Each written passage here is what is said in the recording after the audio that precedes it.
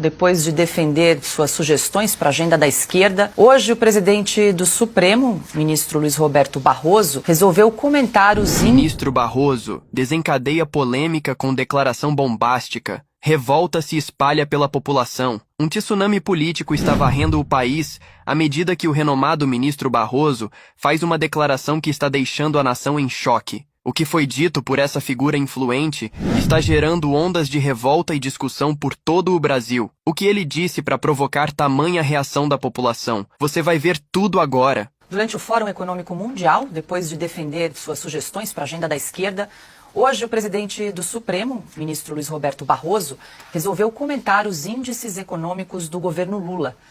Vamos dar uma olhadinha no que ele disse em um evento do LIDE, em Zurique, na Suíça. Portanto, acho que nós tivemos um ano positivo do ponto de vista econômico, tivemos transformações importantes do ponto de vista jurídico, com a aprovação pelo Congresso do arcabouço e da reforma tributária. Nós temos a inflação sob controle, em 2023, 4,62%, portanto, abaixo do teto. Nós temos uma tendência de queda dos juros, também como consequência da queda da inflação. Houve claramente uma diminuição da temperatura política do país. As pessoas podem gostar mais, podem gostar menos, mas a verdade é que nós vivemos num ambiente de menor tensão do que já vivemos anteriormente, e a Constituição brasileira em 2023 completou 35 anos. Não é pouca coisa, 35 anos de estabilidade institucional num país e num continente como o Brasil, como a América Latina e como o Brasil.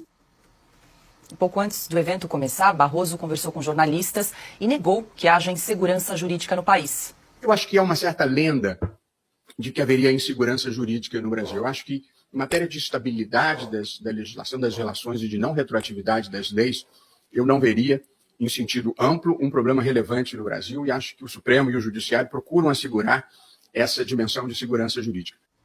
Piotr, qual Brasil será que ele está falando, hein, Piotr? Só para lembrar que no ano passado, novembro de 2023, o Barroso também trouxe uma outra lenda, né, aspas para o Barroso. A judicialização no Brasil é um fato, o ativismo é uma lenda. Fecha aspas aí também para Luiz Roberto Barroso.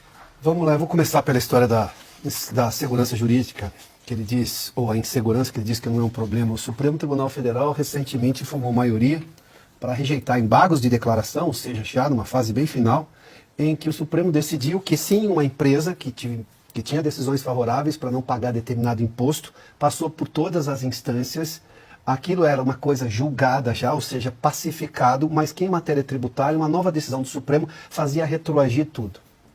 É o seguinte, vamos mudar a regra do jogo e o resultado do jogo depois que o jogo acabou.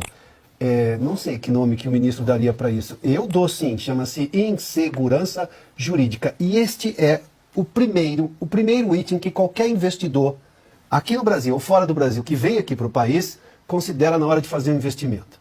Mas esse país que ele está falando, ele só esqueceu de citar, talvez, obviamente, tenha havido ali um lapso, posso imaginar, ele está em Davos, deve estar, sei lá, feliz, enfim.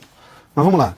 Ele só esqueceu de citar que, agora confirmado pelo Instituto Fiscal Independente, que é um órgão do Senado da República, que o déficit deste ano, agora de 2023, deve ficar em 233 bilhões de reais. Déficit. Se eu considerar que o governo atual recebeu um superávit de 59 bilhões do governo Bolsonaro, some 233 a quase 60. Esse é o tamanho do estrago fiscal do atual governo. Porque, pior do que isso, a gente vai falar desse assunto daqui a pouquinho, o Tribunal de Contas da União já emitiu um aviso que esta conta do Ministério da Fazenda, do Ministério do Planejamento, do governo Lula, não fecha para tentar chegar a um déficit zero neste ano, a um equilíbrio fiscal deste ano, agora em 2024, que é esse périplo, esse exagero, essa sina enlouquecida do ministro Haddad para conseguir arrecadação de todo jeito, aumentar a arrecadação com mais impostos. Sabe por quê? O TCU foi lá e fez a conta e disse assim, olha, há dúvidas quanto à real capacidade arrecadatória das novas medidas do Ministério da Fazenda.